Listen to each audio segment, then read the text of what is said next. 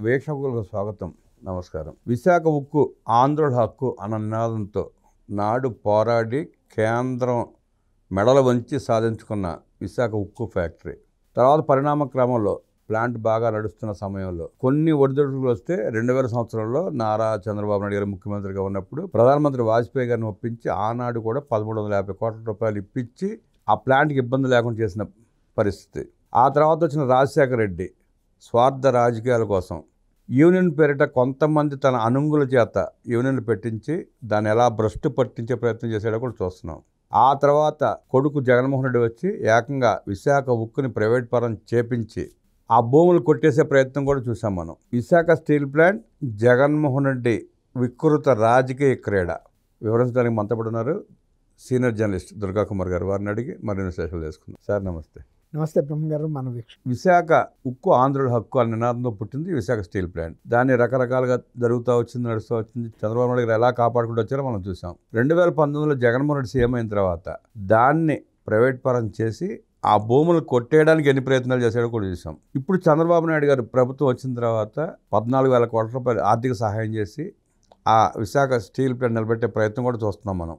ఆయన అలా కష్టపడి పని చేస్తూ ఉంటే నిన్న ఏదో మాటల సందర్భంగా ఎవడో విలేకరులు అడిగిన సందర్భంగా బాధ్యతాయుతంగా పనిచేయాలని చెప్పాడు ఆయన. దాన్ని తీసుకుని వీళ్ళు కార్మికులని తిడుతున్నాడు, అధికారులను తిడుతున్నాడు, అది ఇది అంటూ ప్రైవేట్ పరం చేస్తాడు చంద్రబాబు నాయుడు అంటూ చిలువల పనులకు విషప్రచారం చేస్తుంది వైఎస్ఆర్ కాంగ్రెస్ పార్టీ. అసలు వాస్తవ పరిస్థితులు ఏంటి? విశాఖ స్టీల్ ప్లాంట్కి ఎవరు ఏం చేశారు, ఎట్లా చూస్తారు, ఎట్లా విశ్లేషిస్తారు? బ్రహ్మం గారు, ఎప్పుడైనా ఏ పరిశ్రమకి కూడా ఎప్పుడు ఒక స్మూత్ వాక్ ఉండదు. ఒడిదుడుకులు అనేది ప్రతి వ్యాపారంలో ప్రతి రంగంలోనూ వస్తుంది. అలాగే పారిశ్రామిక రంగంలో కూడా కొన్ని ఉత్పత్తులకి ఒక్కోసారి డిమాండ్ పెరుగుతుంది, ఒక్కోసారి మాంద్యం ఏర్పడుతూ ఉంటుంది. ప్రపంచవ్యాప్తంగా ఉండే ట్రెండ్ ఇది. ఆ సమయాల్లో కూడా సంయమనంతో ముందుకెళ్లాల్సిందే తప్ప ఏది కూడా పరిశ్రమలు మూతపడే పరిస్థితికి తేకూడదు.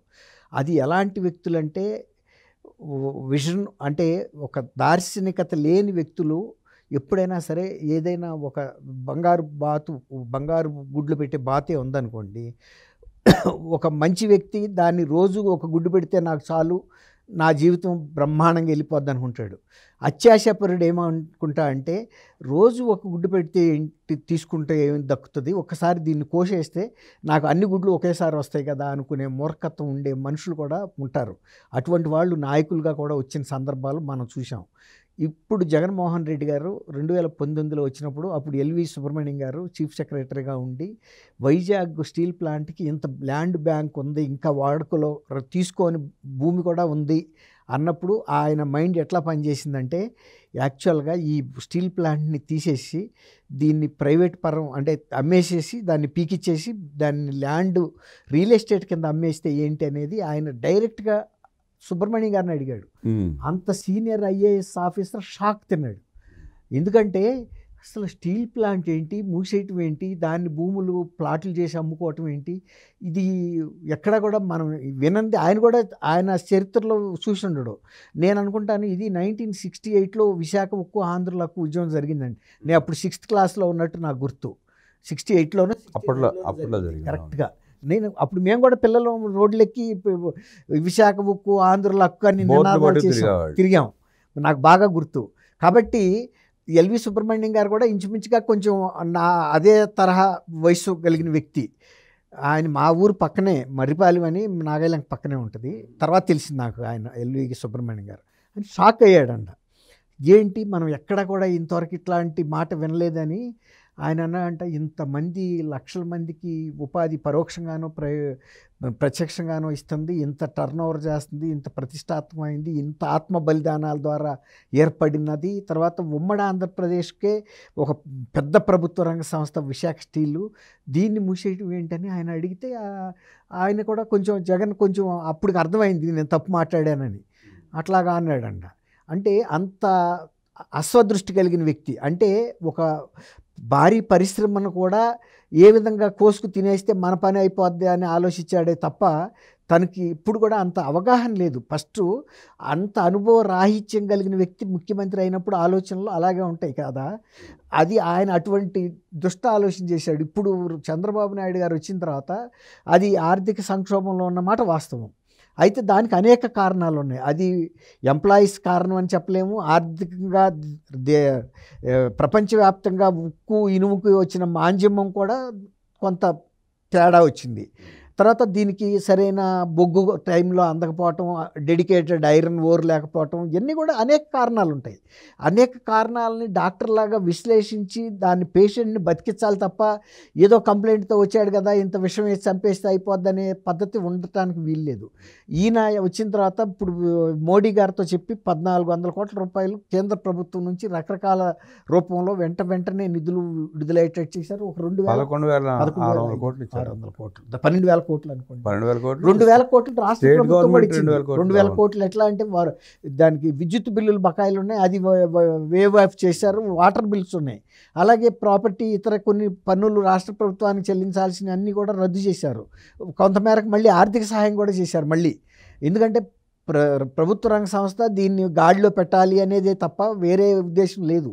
దీని మూలాన 48% సామర్థ్యంకి పడిపోయిన సంస్థ ఇప్పుడు 80% సామర్థ్యానికి మళ్ళీ ఒకే బ్లాస్ట్ ఫర్నేస్ పనిచేస్తుంది. ఇప్పుడు రెండో బ్లాస్ట్ ఫర్నేస్ ఓపెన్ అయింది. ఇట్లా స్లోగా ఎక్స్పాండ్ అంటే ఓల్డ్ పూర్తి స్థాయి సామర్థ్యం వైపు అడుగులేస్తుంది. ఇలాంటి పరిస్థితుల్లో ఆయన ఎందుకు చెప్పాడంటే చంద్రబాబు నాయుడు గారు ఇప్పుడు ప్రభుత్వం నుంచి రావాల్సినటువంటి ఆర్థికంగా మీకు సపోర్ట్ వచ్చేసింది, ఇక మీ వైపు నుంచి కూడా మీరు కూడా అలర్ట్ అవ్వండి, మీరు అందరూ డెడికేటెడ్గా పనిచేయండి అని చెప్పడం అనేది ఒక ఇంటి పెద్దగా కుటుంబం మళ్ళీ పునరాంకితం అవ్వాలి అన్నట్టుగా చెప్పాడు ఆయన.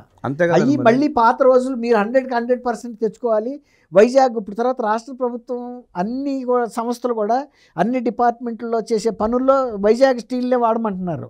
ఒకటి సామర్థ్యానికి అది క్వాలిటీ నాణ్యత నెంబర్ 1, రెండోది మన వైజాగ్లో ఉత్పత్తి అవుతున్న స్టీల్ ఉండగా వేరే సంస్థల నుంచి ఎందుకు కొనాలి, రెండోది దాన్ని ప్రోత్సహించినట్టు.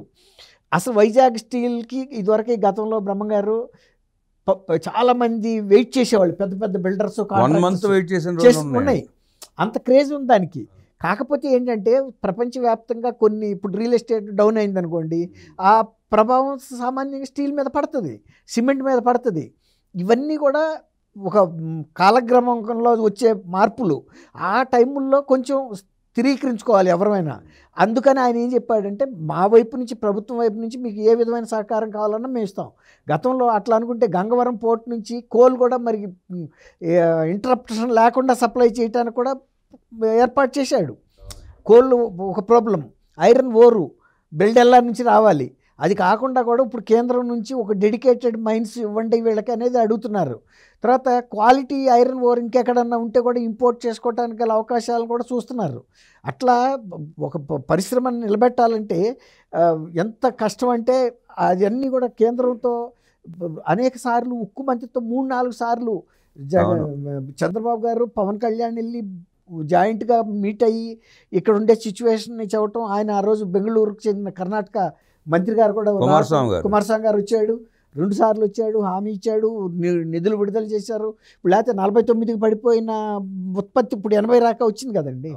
మరి 31% పెరిగిందంటే వితిన్ షార్ట్ స్పాన్లో. ఈ 17 నెలల కాలంలో ఈ కూటమి ప్రభుత్వం వచ్చిన తర్వాత వైజాగ్ స్టీల్ ప్లాంట్కి మళ్ళీ పునర్జీవనం పోసినట్టే. అట్లాగే ఇక్కడ రామగుండంలో యూరియా ప్లాంట్ ఎప్పుడో మూసేశారు, మళ్ళీ ఈ ప్రభుత్వం వచ్చిన తర్వాత దాన్ని మొత్తం పునాదుల నుంచి ఎత్తుకున్నారు. ఎందుకంటే అది నేను కూడా చూశాను, నేను అప్పుడు ఈనాడు రిపోర్టర్గా ఉన్నప్పుడు ఒక వెలిగింది అది రామగుండం యూరియా ప్లాంట్. అలాంటిది మొత్తం సింక్ అయిపోతే అంతా తీసేసి మళ్ళీ new technology gas coal based యూరియాది ఇప్పుడు మళ్ళీ తీసుకొచ్చారు. ఎందుకంటే యూరియా ఉత్పత్తి అనేది మన అగ్రికల్చర్ కంట్రీ, తర్వాత సౌత్లో మంచి ఇది పెద్ద ప్లాంట్ ఇది, కాబట్టి ప్రభుత్వ రంగ యూరియా ప్లాంట్ అట్లా రివైవ్ చేశారే తప్ప నిజానికి అది పూర్తిగా సిక్ అయిపోయింది.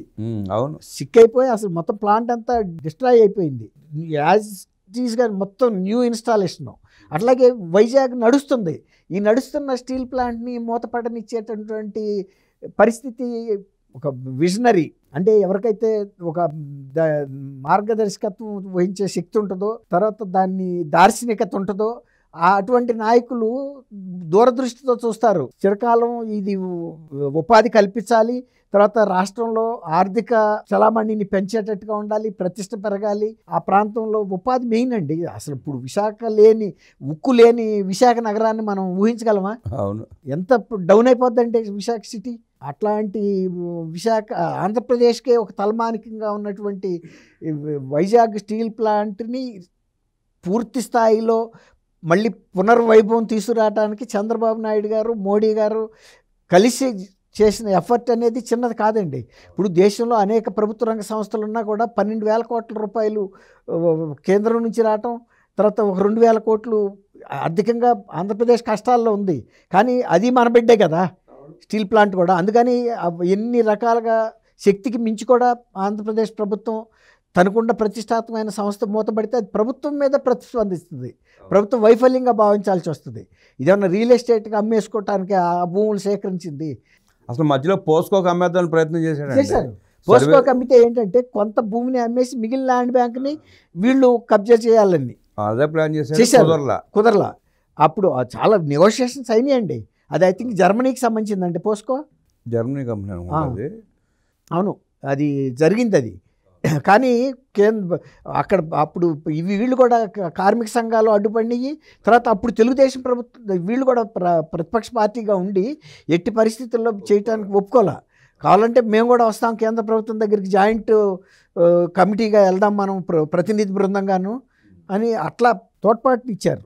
అంటే ఆ రోజు అమ్ముకోవడానికి అవకాశం ఇవ్వలేదని అడ్డం పడి ఆ స్టీల్ ప్లాంట్ అమ్మకుండా చేశారన్న కడుపు మంటతో, కోపంతోనే వాడు జగన్మోహన్ రెడ్డి అతని బ్యాచ్ అంతా దాని మీద విషప్రచారం చేస్తారు. అవును, ఇది వైజాగ్ స్టీల్ ప్లాంటు ఈ మోడీ గారి ప్రభుత్వం ఉన్నంత కాలం కానీ ఇంకొక దార్శనికత ప్రభుత్వం వచ్చినా కూడా మూత పడదండి. అది మూత పడనివ్వరు. ఎందుకంటే అంత ప్రభుత్వ రంగ సంస్థని మూత వేసేస్తే అది సామాజిక, ఆర్థిక 2 రకాలైనటువంటి తీవ్ర పరిణామాలు సమాజం మీద చూపిస్తాయి.